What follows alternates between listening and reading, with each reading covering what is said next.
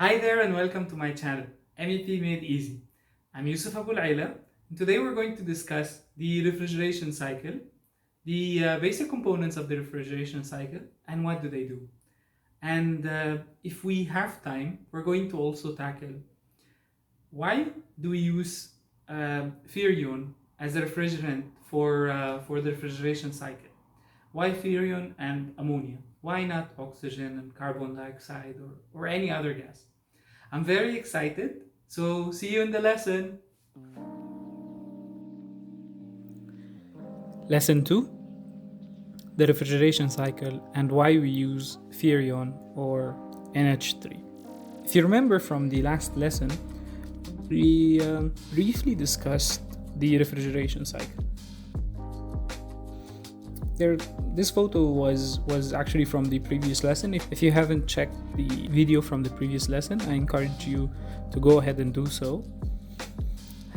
To start off, as you see here, this is the basic components of a refrigeration cycle. Any refrigeration cycle will have to have at least these components. So it starts off with a compressor, condenser, expansion, and an evaporator.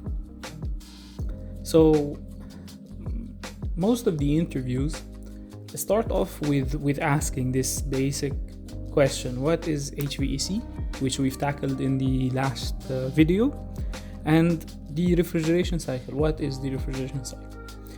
More often than not, people cannot really identify the refrigeration cycle, and it's very important to know this, not only because it's an interview question, but also because if you're going to work in HVAC, you really need to know this. So why is it called a cycle? A cycle is something that it doesn't stop back and forth. So the compressor's main function is to compress the Freon. The condenser's main function is to condense the Freon and change its state.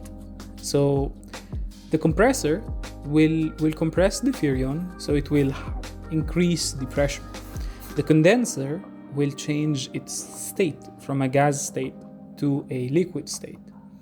The expansion will reduce the pressure on the Freon, which will result in the Freon evaporating in the evaporator.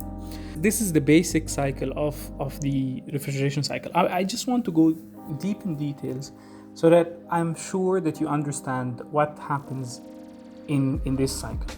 Let me start by why we use Freon, so we know why we need a compressor, why we need a condenser, why do we need an expansion, and why do we need an evaporator, and why does this all have to be in one cycle. So Freon is a gas that evaporates at it boils at minus 120 degrees Celsius. So it's a very, very cold gas. So in order for you to cool something, you need something that's cooler than air to cool with it. So you need a medium that is relatively colder than the atmospheric temperature to cool with it. Actually, refrigeration can happen in many basic ways. What I want you to know is that Freon is one of the gases that has a very, very low boiling temperature. It's a gas that's not harmful to the environment for some compounds. So some compounds of Freon are harmful to the environment and they're banned of use because they cause depletion to the ozone layer. But recently, the newly introduced Freons, they have no environmental impact on the ozone, so they are safe to use or environment friendly. So these type of Freons, they boil on very low temperatures. They're non-hazardous gases, so if someone comes in contact with that gas, they will not have any problems in breathing, unlike ammonia, which is why ammonia now is not really widely used. So this is why we use Freon. Freon has a very low boiling point. Freon is a very cold gas in general. Hi there. I thought to take some time out to explain what is meant by non-hazardous.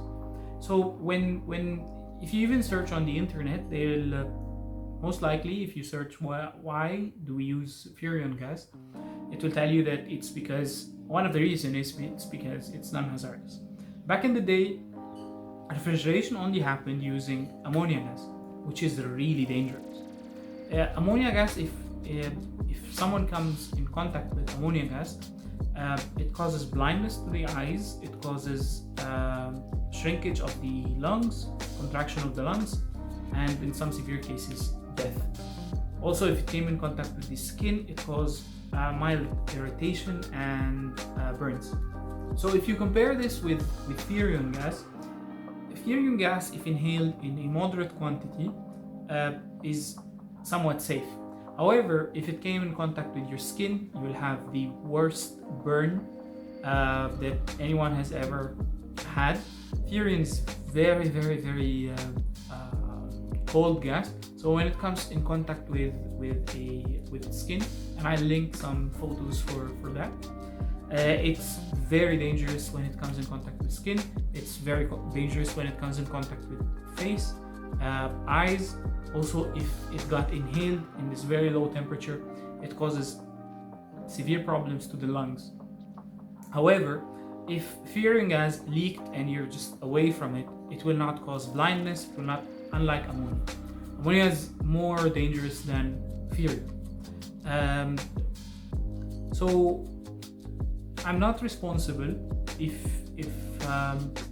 you go ahead and get yourself burned or try to tap in the refrigeration cycle or open a Freon cylinder. Even with my own team and myself, I always make sure that we're all wearing our personal protective equipment on the job, so that no one gets burned. Our main focus, as I said, is to make young engineers more confident in the subject of facilities management and MEP. And getting burned will not help us be more confident, and at the same time will not help us earn a living. So please do take care if you are a well-trained technician to work on HVAC. Otherwise, do not. And this channel is not responsible for any actions that someone takes based on his or her understanding. HVAC is can be very dangerous for someone who doesn't really know what they are doing. So I'm not smiling like I usually do, because this is very dangerous, and I take these matters very seriously, because in the end I feel very responsible for everyone that I teach and for my team and myself. So again, always do take care. If you are only a trained specialized person to work on HVAC, then go ahead and do while wearing your protective equipment. Okay, we'll continue the lesson. So what we need to bring Freon to a liquid state and then pass it through an expansion device, so that while it expands and reach the normal pressure, it sucks all the energy or sucks all the heat from around it, so that it can evaporate. Also note that the piping in this, the route in this cycle, after the expansion device, the size of the piping is bigger than before the expansion device.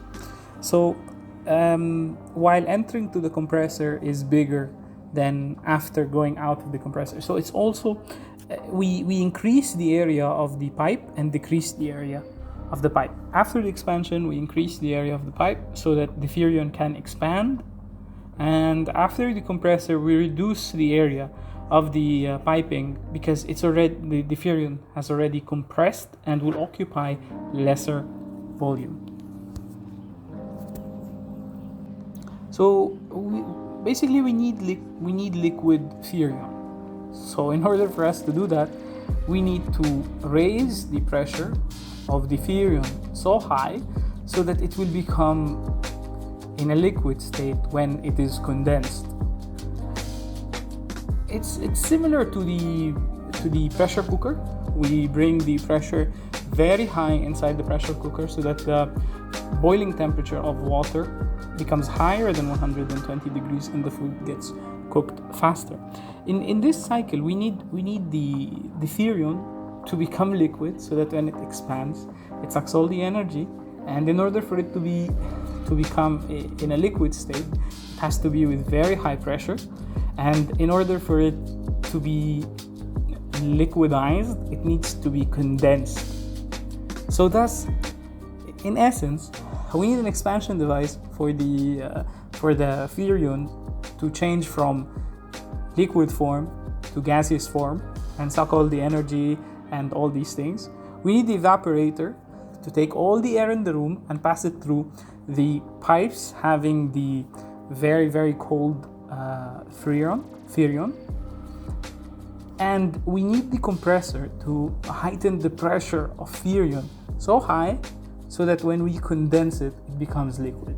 So this is exactly why we need each and every component in this cycle. We need a compressor to make the pressure of Freon very high so that when we condense it, it becomes liquid.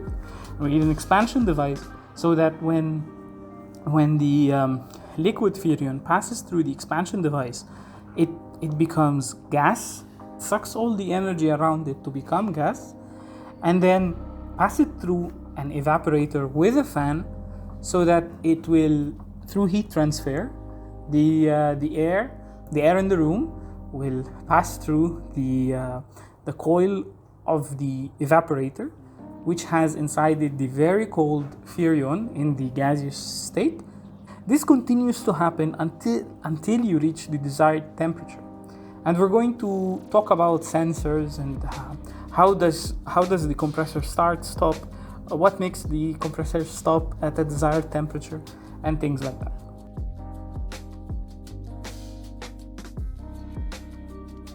In this lesson, we learned why we use Freon gas in refrigeration cycle, and why is the refrigeration cycle called a cycle.